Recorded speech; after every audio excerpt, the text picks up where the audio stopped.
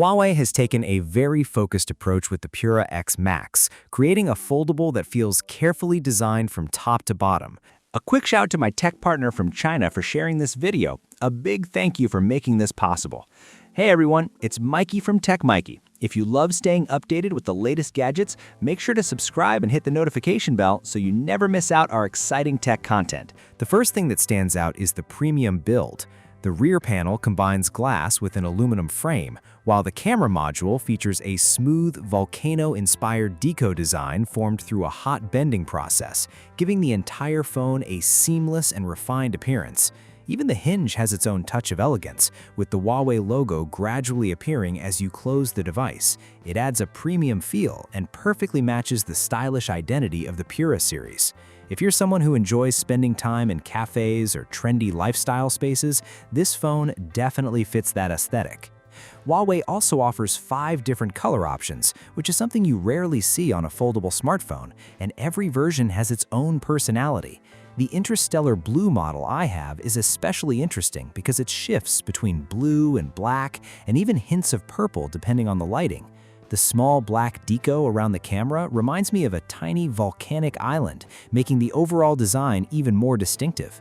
Honestly, I'd probably call this finish black and purple, but regardless of the name, this volcano-style deco is easily one of the best-looking camera designs I've seen on any foldable phone.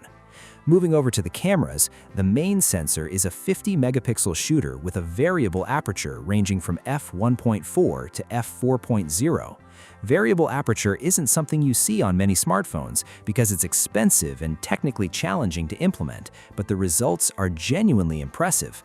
Looking at the Apple logo in the sample shots, the difference is easy to notice. At f1.4, the background melts away with a soft, natural blur, while at f4.0, the logo stays much sharper and more defined. There are even rumors that future iPhones may introduce variable aperture as well. If that happens, I'd say they're definitely moving in the right direction. Alongside the main camera, the Pura X Max also includes an RYYB ultra-wide lens and a telephoto camera. Together, these 3 cameras use sensor cropping to provide coverage from 0.6x all the way up to 10x. Looking through the sample photos, I think the image quality stays impressively strong across every focal length. It's ideal for capturing beautiful meals, cozy cafes, boutique stores, and stylish camping setups.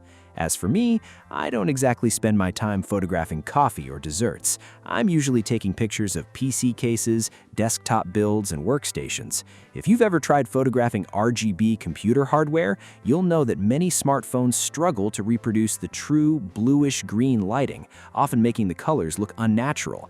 The Pura X Max, however, captures the exact low-saturation bluish-green tone of my RAM without any issues. That's thanks to Huawei's Red original color camera, which delivers extremely accurate color temperature. What's even more interesting is if I cover the camera, the color immediately shifts and becomes inaccurate. It's a feature I genuinely appreciate, and if I were choosing between several flagship phones, this alone could easily influence my buying decision.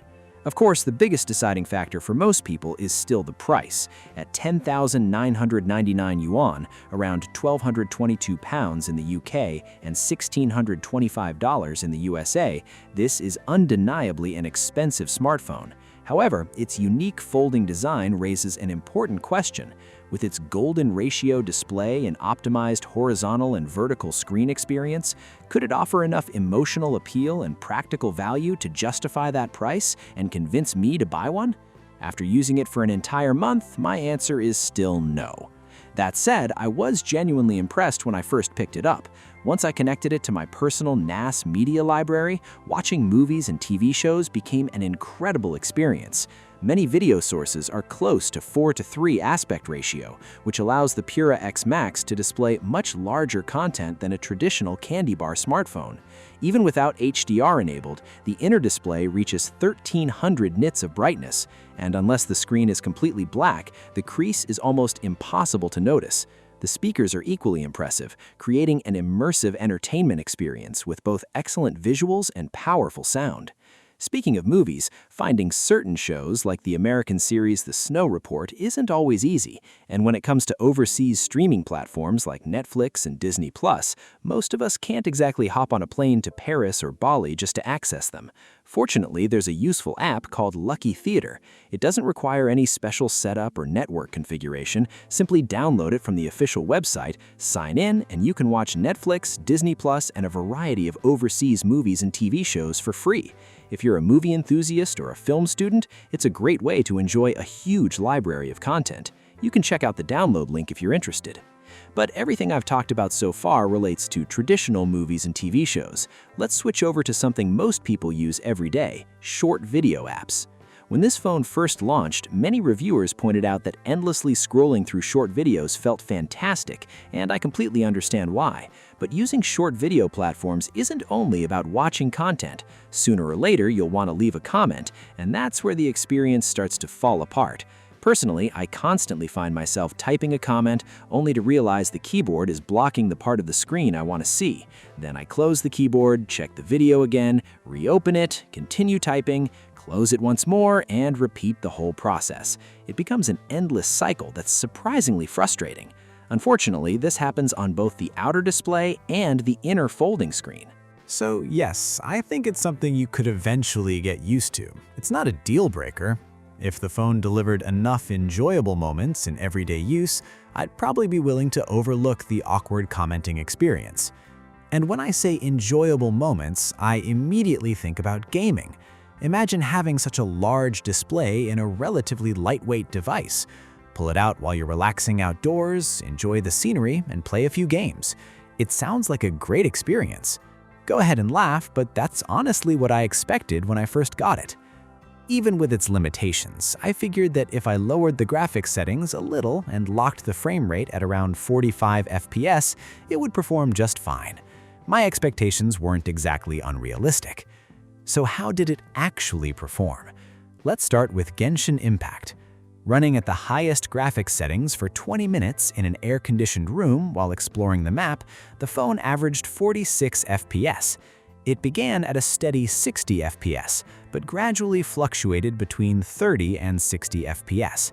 It's also worth mentioning that this so-called maximum graphics preset appears to be exclusive to HarmonyOS, with the rendering resolution sitting at just 1324 by 936, which is noticeably lower than what other Android flagship phones offer.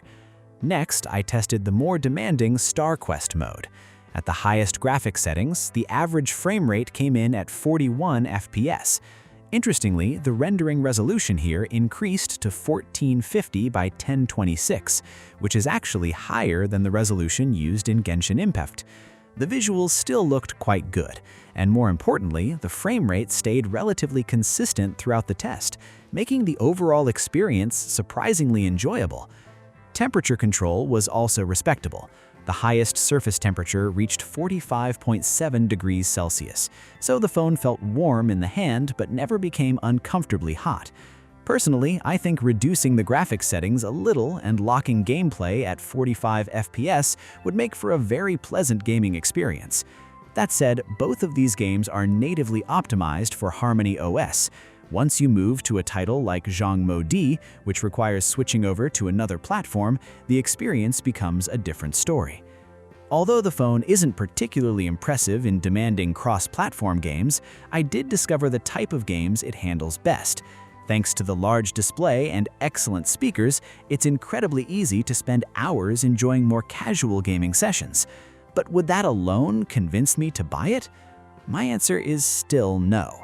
I'd probably spend my money on a dedicated handheld gaming console along with a compact tablet. The money I'd save could even go toward buying a lightweight laptop. That doesn't mean this phone is a bad product. Quite the opposite, actually. In a market filled with similar-looking devices, this is easily one of the most distinctive and eye-catching phones available. It simply isn't the right fit for my personal preferences. And that brings me back to the point I mentioned earlier. Huawei clearly understands the audience it's targeting. Many middle-class users don't spend their free time grinding competitive games. Instead, they enjoy traveling, camping, and exploring new places. They care more about taking beautiful photos than climbing online rankings or constantly posting comments. On a flight, they're more likely to relax with a cappuccino while watching movies or variety shows than spend hours battling in online games. For those users, a phone that combines a large display, premium cameras, and a compact foldable design makes far more sense than carrying both a tablet and a lightweight laptop. It saves space without sacrificing the experience. And for someone in that market, 10,999 yuan may simply represent part of a vacation budget. From that perspective, I think Huawei has done an excellent job understanding this customer group. They walk past a Huawei store at the airport, see the device, like what they see, and buy it, maybe even the collector's edition. For Huawei, that's definitely a success. But while discussing this phone with my colleagues, another interesting topic came up. Many children from middle-class families still choose iPhones. They've grown up attending international schools, traveling abroad, and experiencing premium products from an early age. Because of that environment, the devices they choose naturally reflect what they consider to be high quality. Right now, for many of them, that answer is still the iPhone. What's even more interesting is that many young people from ordinary families follow the same trend. Even if an iPhone stretches their budget or forces them to buy a second-hand device, they're still willing to do it simply because of the brand and the logo. Personally, I think that's unfortunate for ordinary families, and it's also one of Huawei's biggest challenges. In my opinion, Huawei needs to accomplish two important goals. The first is finding a way to make Huawei the premium brand that middle-class younger users genuinely aspire to own.